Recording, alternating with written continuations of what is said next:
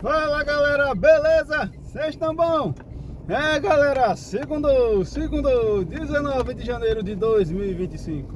Galera, vamos falar um pouco aí sobre a partida de ontem entre Corinthians e São Paulo. Falar muita coisa sobre essa partida, falar também sobre a situação do Corinthians, falar também um pouco aí sobre o jogo do Confiança empatou ontem com o Lagarto. Mas antes, não se esqueçam de se inscrever aqui no canal, dar aquele likezinho muito massa, compartilhar com seus brothers e suas sisters.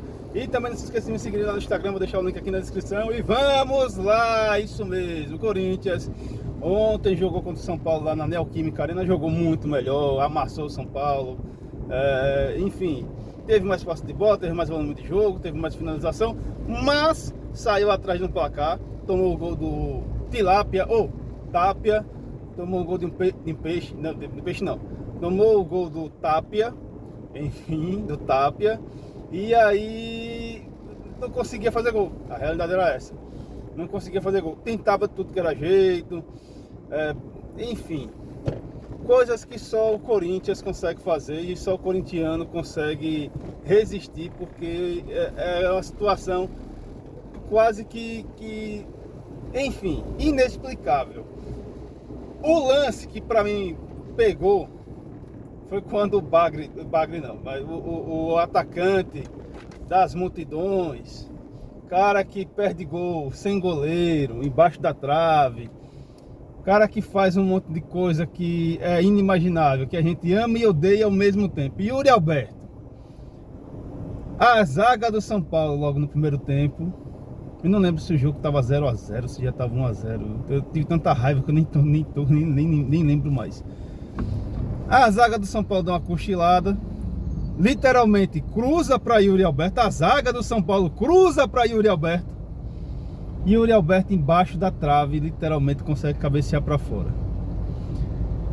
Aí eu me pergunto, acho que Sijô, Casim, Gustavo, Finazzi, deixa eu ver quem mais, Acosta, se, enfim, tivessem metade das condições de trabalho que esses caras têm, e também a quantidade de assistência que esses caras recebem, acho que os caras eram artilheiros isolados, não só do Campeonato Brasileiro, mas eu acho que do mundo, porque não tem condições. A quantidade de gol que esses caras perdem é absurda. É absurdo, é algo inimaginável. Mateuzinho ontem também perdeu um gol cara a cara com o Rafael, mas Mateuzinho ainda é explicável. Mateuzinho é lateral, então ele se ele fizer um gol, tudo bem, beleza. A função dele mais é defender, dar assistência, estar ali disponível para poder fazer alguma coisa. A realidade é essa. Mas ele não tem obrigação de fazer gol. Se fizer, ótimo, bom para nós. Porém, Yuri Alberto, ele é pago para isso. E, enfim, preciso nem falar, né? Preciso nem contar a raiva que às vezes dá no corintiano quando lances como esses acontecem. E o pior, quando acontece uma vez, já sabe, vai ser o jogo inteiro, vão ser os 90 minutos a gente passando raiva. Acho que até o Pedro Raul faria aquele gol. Apesar que o Pedro Raul, por incrível que pareça, está entrando bem nas partidas. Acho que com o Dorival ele vai conseguir ali o espaço dele, vai conseguir jogar, pelo menos jogar pelo Corinthians e jogar bem. A realidade é essa. Talvez faça aí alguns gols. Ainda não fez gol esse ano, mas esperamos que o Pedro Raul consiga recuperar aí, se recuperar no Corinthians e consiga jogar, fazer boas partidas. Ontem também foi a reestreia do Matheus Pereira, Matheus Pirulão. Galera, ele que deixou o Corinthians lá entre 2015 e 2016, naquele lance lá da Copinha, literalmente foi escoltado pela polícia para a torcida não dar um carinho nele, carinho entre aspas, como todo mundo entende. Mas ontem entrou bem. Inclusive a jogada do gol de empate começa com ele. O Matheus Pirulão consegue achar ali o Pedro Raul passa para o Breno Bidon, e o Breno Bidon o Breno Bidon. Esse é o cara que vai ajudar bastante o Corinthians enquanto estiver aí no Corinthians, que eu não sei até quando. A realidade é essa. Já tem muitos times aí sondando o Breno Bidon. Então, realmente eu não sei quanto tempo o Breno Bidon vai permanecer no Corinthians. Esperamos que valorize um pouco mais, que a gente consiga vender ele realmente pelo valor justo, porque tá jogando bastante. É o Tonho Kroos de Itaquera, é o Tonho Kroos de Itaquera. Mas, voltando a falar um pouco da partida, o Corinthians dominou o jogo quase inteiro, em um único lance, uma única finalização praticamente do São Paulo no primeiro tempo, foi o gol de São Paulo. Um cruzamento ali despretensioso, uma falha do André Ramalho, é uma falha de cobertura, porque ele deveria estar acompanhando o Tapia e não deixar aquele espaço inteiro. O Tapia cabeceia e o Hugo Souza não consegue pegar. Alguns podem até dizer, o Hugo teria como chegar, mas cabeçada na área, se for no gol. Se o goleiro pegar é porque tem que pegar. A realidade é essa, eu acho isso. Se o goleiro pegar é porque tem que pegar. Se o goleiro não pegou, infelizmente é um lance que é muito difícil realmente, porque é meio que uma bola queima-roupa. É uma coisa que, se eu não me engano, era o Muricy que sempre falava: cruza na área e cabeceia, depois a gente vê o que vai acontecer, depois a gente vê o resultado. E realmente a história de cabeceada na área é sempre essa. Levantou a bola na área, o cara conseguiu acertar e foi no gol, é meio gol. Então, e após esse gol, o Corinthians tentou ainda uma reação, fez uma bela pressão no primeiro tempo, mas as jogadas saíam e o gol não chegava.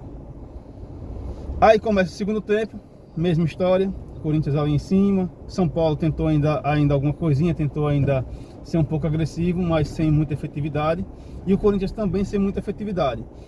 Conseguia chegar no ataque, conseguia rodar, fazer uma boa rodagem de bola, conseguia fazer umas jogadas até interessantes, mas não conseguia o principal, não conseguia ser objetivo. E futebol você tem que ser objetivo, você tem que jogar para fazer o gol. Se não fizer o gol, não adianta. Se não fizer o gol, enfim, você pode jogar bem como for, vai perder ou vai empatar. Então, e no finalzinho do jogo, já no apagar das luzes, o Matheus Pirulão, conseguiu achar ali o Pedro Raul tocou pro Breno Bidon na área, sendo que Breno Bidon já tinha caído antes. Ele levanta, consegue ali fazer uma jogada e fazer o gol de empate do Corinthians. Um baita de um golaço. Teve também um pênalti não marcado para o Corinthians, mas eu acho que o juiz entendeu que o Yuri Alberto tentou valorizar demais o lance, se jogou.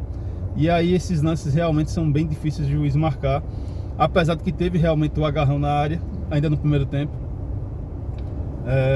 Foi logo depois daquele lance lá do Yuri Alberto ter perdido o gol. E o Yuri Alberto tem um problema, ele quando ele não tá bem, ele fica querendo cavar falta, fica querendo cavar pênalti. Cara, vai jogar e vai tentar fazer gol.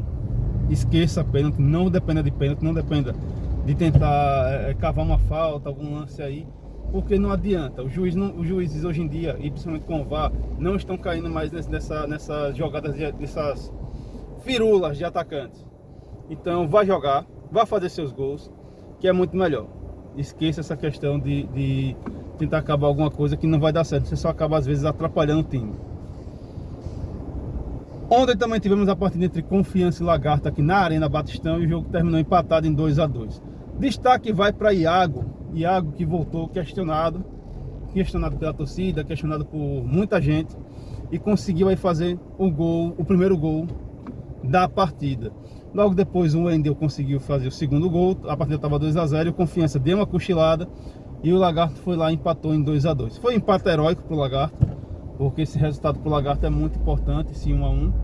Mas para o Confiança já não foi muito bom, porque o Confiança, se conseguisse ganhar, continuaria em 100%, estaria praticamente, era líder do campeonato e iria com mais moral para as próximas partidas. Mas o que o Confiança precisa fazer?